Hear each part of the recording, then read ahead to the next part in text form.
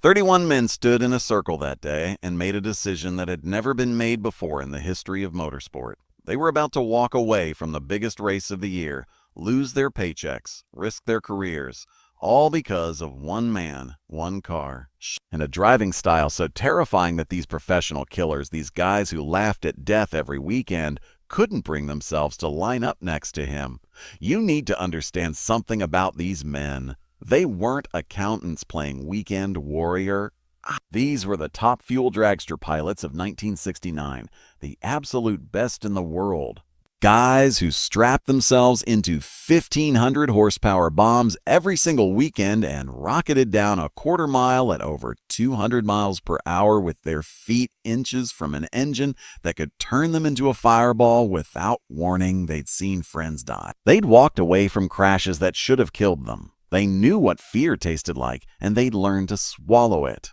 But on February 19, 1969, at the NHRA Winter Nationals in Pomona, California, every single one of them looked at the entry list and said the same thing. Not today, not with him out there, the man they were talking about. A 39-year-old tile setter from South Central Los Angeles who fell asleep in the staging lanes and drove one-handed at 200 miles per hour. His name was William Bowen Borsch, but if you were standing in the pits at any drag strip in America in the late 60s and someone said, "Wild Willie," you knew exactly who they meant, and you knew to get the hell out of the way. His car was a little roadster called the Winged Express. 94 inches long, built with exhaust pipe for suspension, and it had just done the impossible. It had qualified faster than Big Daddy Don Garlits himself. The greatest drag racer who ever lived, the man with more wins and records than anyone in the sport, didn't make the field that day. Fazay got bumped by a working man in a homemade car that looked like it was built in somebody's garage, because it was. And now those 31 drivers, the best of the best, were delivering an ultimatum to NHRA officials that would change drag racing forever. Either you remove that guy from this race, or we all pack up our trailers and go home. Right now. All of us, the entire top fuel class. There will be no race today. Think about that. 31 professionals willing to sacrifice everything rather than share a racetrack with one man. Not because he was breaking rules, not because his car was illegal, but because what he did out there on that strip, what he did every single time the light turned green, went so far beyond acceptable risk that even men who made their living dancing with death wanted no part of it. So what did Wild Willie Borsch do that made the most fearless men in motorsport refuse to race him? What made them more afraid of him than the nitromethane engines that could explode in their faces at any moment? Here at Regal Rides, we dig into the stories that defined an era, the moments that changed everything. And this is about a man who terrified legends, a man whose ashes still ride in the floorboards of his car to this day. A man who chose to die the way he lived, with his foot on the throttle and his hand on the wheel, no matter what anybody thought about it. This is the story of the driver they feared more than death itself, and you're about to find out why. To understand why this situation even happened, you have to understand what drag racing looked like in the late 1960s and early 1970s. This was the golden age of nitro racing.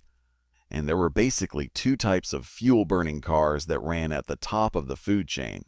You had your top fuel dragsters, which were these long, skinny rail jobs with the driver sitting way out front and the engine mounted behind them. By this point in history, these things were running wheelbases of 180 inches or longer. Some were pushing 200 inches. The whole idea was that a longer wheelbase gave you stability. When you've got that much horsepower trying to twist the car sideways, a longer chassis helps keep everything pointed in the right direction.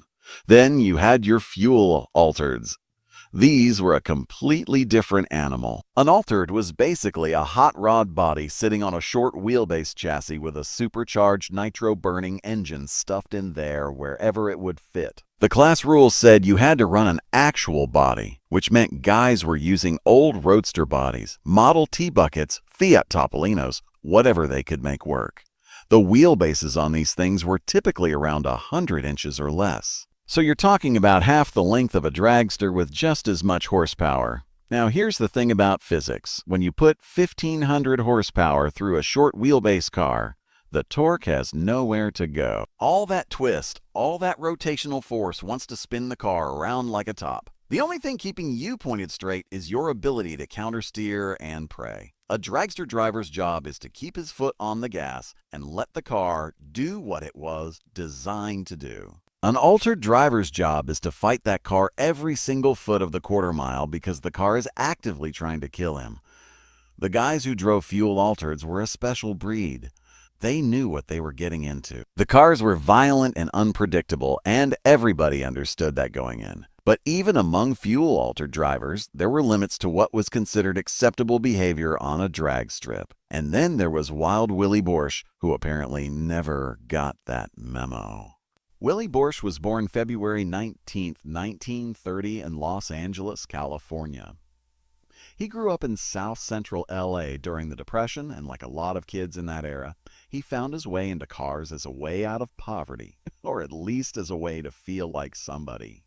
His childhood friend was a kid named Al Marcellus. Everybody called him Mousy. The two of them had known each other since elementary school in the 1930s, and they would remain partners for the better part of 5 decades. When they were teenagers, Willie and Mousy did what teenagers in Los Angeles did back then. They raced on the streets. Illegal drag racing on public roads was basically a rite of passage for young gearheads in Southern California, and these two were right in the middle of it. This was before organized drag strips existed. You found a straight stretch of road, you lined up next to whoever wanted to run, and you settled it right there. Then, in the late 1940s, a guy named C.J. Hart, who everybody called Pappy, opened up Santa Ana drag strip, and suddenly there was a legal place to race. Willie and Mousy were among the first guys through the gates. They had found their calling. Willie's day job was working as a tile setter, which meant hauling 80-pound buckets of cement around construction sites all day. This was brutal physical labor, but it built up his arm strength to an almost freakish degree. That detail becomes important later. Mousy handled most of the mechanical work on their race cars while Willie did the driving. It was a partnership that just worked. Now here's something about Willie that most people don't know. The guy had narcolepsy. For those unfamiliar, that's a neurological condition where you can fall asleep suddenly and without warning. Willie would nod off anywhere, in the staging lanes waiting for his run, under the car while they were working on it, in the truck on the way to the track. Mousy said they used to have to give Willie a nudge with the push truck just to wake him up before his runs.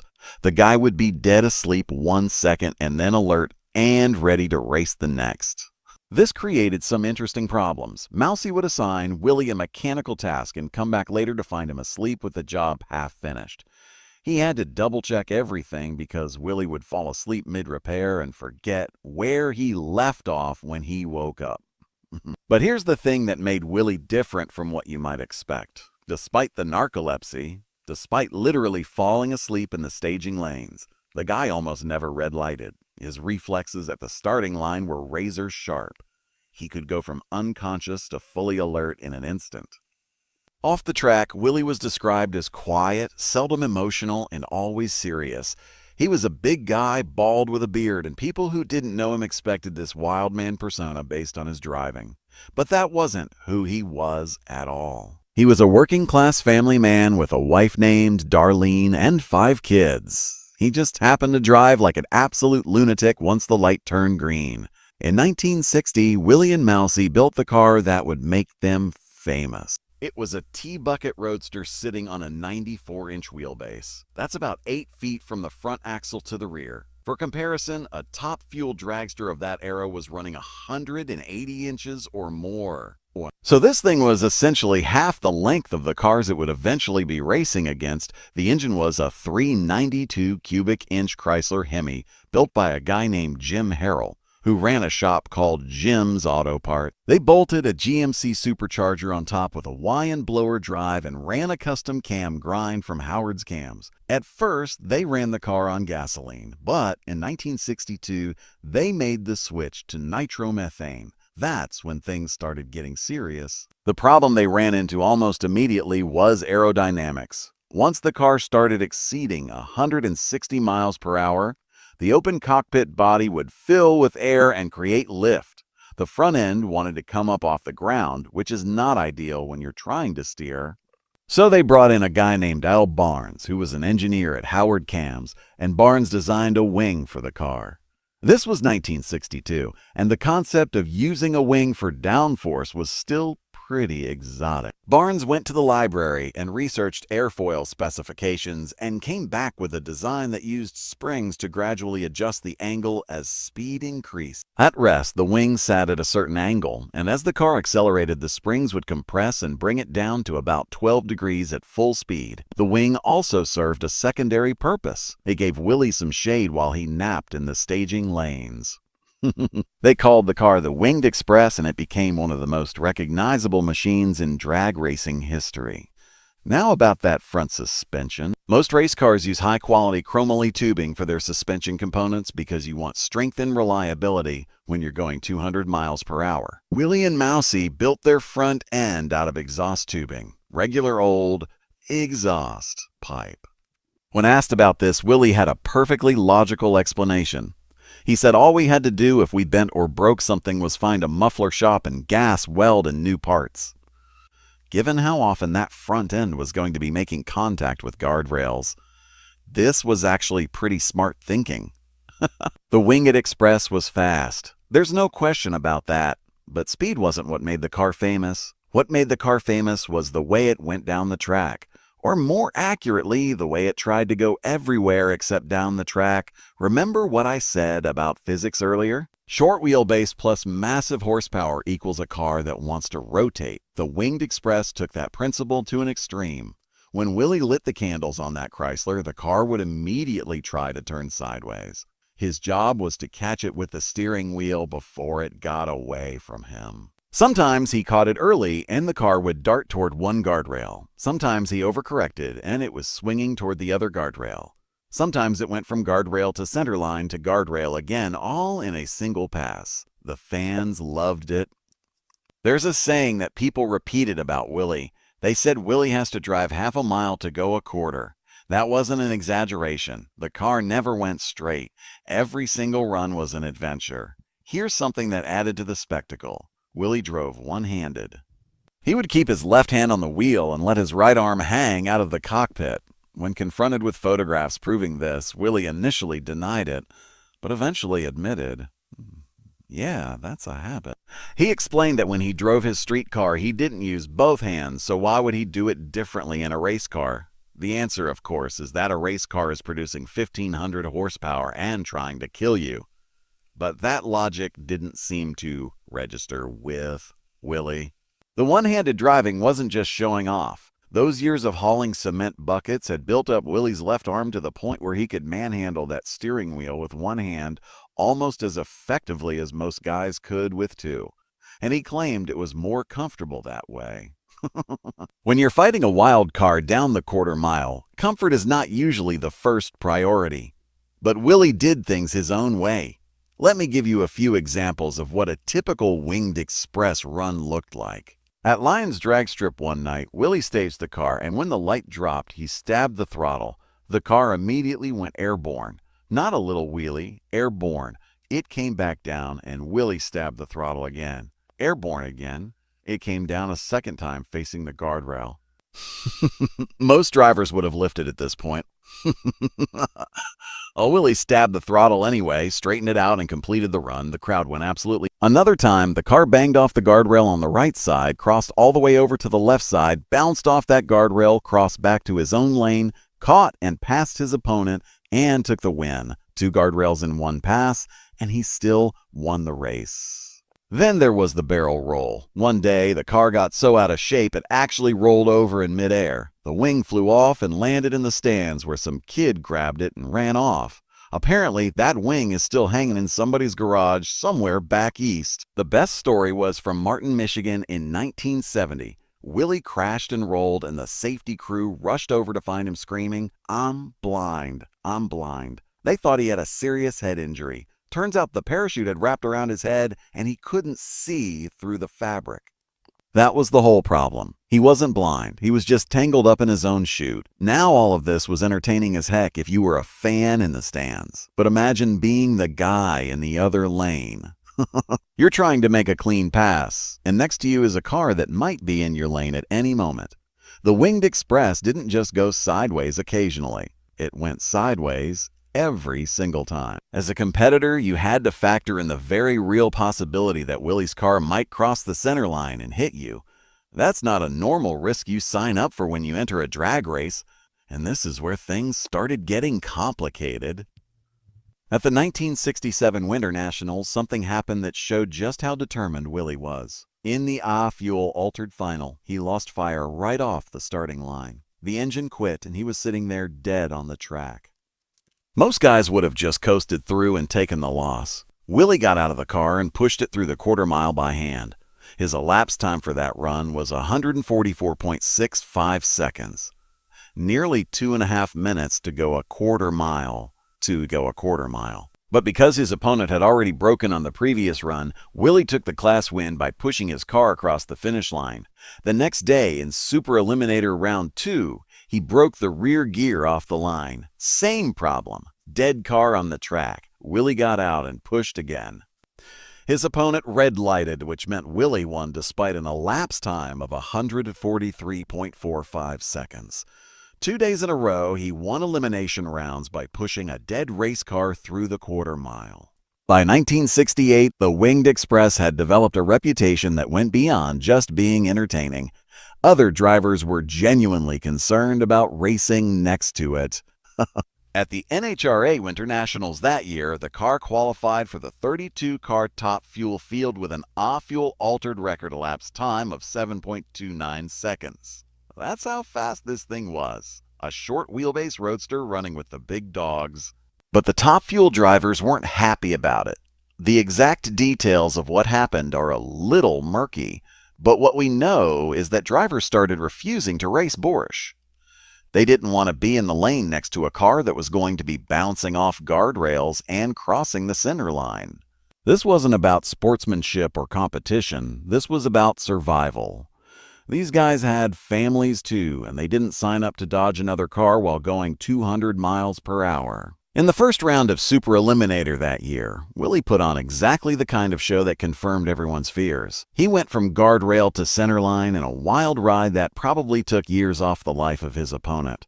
The drivers felt vindicated in their concerns. But here's something most people don't understand about this situation. Despite running times competitive with top fuel dragsters, the altered class paid significantly less money. Top fuel drivers got $100 per round. Altered drivers got $50. The maximum purse for a 16-car fuel altered field was around $600. Top fuel winners were taking home over $1,000, but the cars cost the same amount to build and maintain. You're talking $6,000 to $8,000 for either one. This meant that guys like Willie and Mousy were working twice as hard for half the money just because their car had a body on it instead of being a rail job. That kind of financial pressure pushes people toward decisions they might not otherwise make. The Winged Express was classified as an fuel altered, which meant it was supposed to race against other altereds. But here's the thing. At big NHRA events, the fuel altereds and the top fuel dragsters often ended up in the same eliminator bracket. If you qualified fast enough in your altered, you might find yourself lined up against dragsters in Super Eliminator. And the Winged Express was definitely fast enough. The situation came to a head at the 1969 Winter Nationals. This is the race I mentioned at the beginning. The Winged Express once again qualified for Top Fuel Eliminator, and this time the car bumped out none other than Don Garlits. Big Daddy himself didn't make the field because Willie's altered was faster. Now you have to understand what this meant. Don Garlits was arguably the most famous drag racer in the world. He had won more races and set more records than just about anybody. Getting bumped out of a top fuel field was embarrassing enough, but getting bumped by a fuel altered was something else entirely. This wasn't supposed to happen. The natural order of things said that dragsters were faster than altereds. The Winged Express didn't care about the natural order. Before eliminations began, the remaining 31 top fuel drivers called that emergency meeting in the pits. They had a simple message to NHRA officials. We are not racing if that car is in the field. all 31 of us will pack up and go home rather than run next to Wild Willie Borsch. This put NHRA in an impossible position. On one hand, Willie had qualified fair and square. His car was legal and his time was legitimate. You can't just throw a guy out because he's faster than the cars that are supposed to beat him. On the other hand, if all the Top Fuel drivers walked out, there would be no Top Fuel eliminator. The fans had paid to see those cars race, and NHRA would have a riot on their hands. NHRA's solution was to reinstate Don Garlits. They found a way to put Big Daddy back in the field, which effectively removed Willie from competition. The exact mechanism of how they did this isn't entirely clear from the records, but the end result was that the drivers got what they wanted and Willie didn't get to race. Here's the important thing to understand. This was not an official ban. NHRA didn't suspend Willie or revoke his license or tell him he couldn't compete. What happened was something arguably more significant. His peers collectively decided they would rather sacrifice an entire race weekend than share a track with him. That's a statement. The famous photograph, 1970, the 1970 Winter Nationals produced what might be the most famous photograph in fuel-altered history. A photographer named Bob McClurg was stationed at the starting line when Willie staged for his first-round match in competition eliminator against Joe Lunata's Dixie Devil Camaro Altered. McClurg described what happened next. The tree counted down and all hell broke loose. Well, the Winged Express hooked a hard right under full power and barely missed the Christmas tree. For once, Willie actually had both hands on the wheel, and McClurg noted that they were in the full lock position. The car was that far out of shape. McClurg said things slowed down in his world at that moment. He could hear people running away, step ladders getting knocked over, people yelling, "It's going to get him, it's going to get him." McClurg realized they were talking about him. He was directly in the path of this out-of-control fuel altered, but Willie did what Willie always did. He reeled it back in. The car lightly tapped the guardrail with the right rear tire and then idled down the track in the wrong lane to a standing ovation from the crowd. It was absolute chaos that somehow ended without anybody getting hurt. The photograph McClurg shot that day won National Dragster's Photo of the Week and later took first place at the 1996 NHRA California Hot Rod Reunion Classic Photo Contest. McClurg called it the single most profitable frame of film he ever shot. Respect from legends. Don Garlits. So why did Don Garlits leave his own pit area to watch whenever the Winged Express was getting ready to run? That seems like an odd thing to do if you're the guy who got bumped out of a field by this car. But Big Daddy understood what was happening out there. He recognized that Willie Borsch was doing something that no one else could do. He was making that impossible car work through sheer force of will and reflexes that bordered on supernatural. Respect from legends. John Force, a young John Force, used to throw rocks at race cars at the local drag strip when he was a kid. He idolized Wild Willie. Later, after Force became a 16-time funny car champion, he told Mousy Marcellus that no one could ever fill Willie's shoes. Coming from John Force, that means something. Willie wasn't being reckless for the thrill. He was driving the car the way it had to be driven. When asked about his style, he said it kind of comes natural. If you can drive it, you can drive it. If you can't, you can't. In 1973, NHRA discontinued the fuel-altered class entirely. When racer Dave Huff protested he couldn't afford to convert, NHRA founder Wally Park said, "You will never run an NHRA track." The class Willie dominated simply ceased to exist. Willie moved to funny cars but struggled. His partnership with Mousy fell apart over a t-shirt and an engine choice. They didn't speak for 15 years. In 1990, they reconciled and restored the Winged Express. But Willie was sick with throat cancer. On October 1st, 1991, he died at 61. His family gave his ashes to Mousy with instructions. They were to remain with the Winged Express forever. The urn was bolted to the floorboards. Everywhere that car goes, Willie goes with it. So, were those 31 drivers right to refuse racing him? The answer is complicated. The car was genuinely dangerous, but Willie was beating the best in the world with a home-built machine. Some feared for their lives, some just didn't want to lose to a guy in a roadster. What makes this story worth telling is that Willie never compromised. When his stubbornness cost him everything, he accepted it. He was Wild Willie Borsch, and if you didn't like it, that was your problem. The narcoleptic tile setter who could fall asleep anywhere except behind the wheel. The guy who drove half a mile to go a quarter. The driver so dangerous 31 professionals refused to share a racetrack with him. He's still out there, riding in the floorboards with his ashes bolted to the frame. That's Willie Borsch, a working-class hero in a homemade car who scared the greatest drivers in the world. Here at Regal Rides, we tell the stories that define motorsport history. If this grabbed you, hit subscribe. See you on the next one.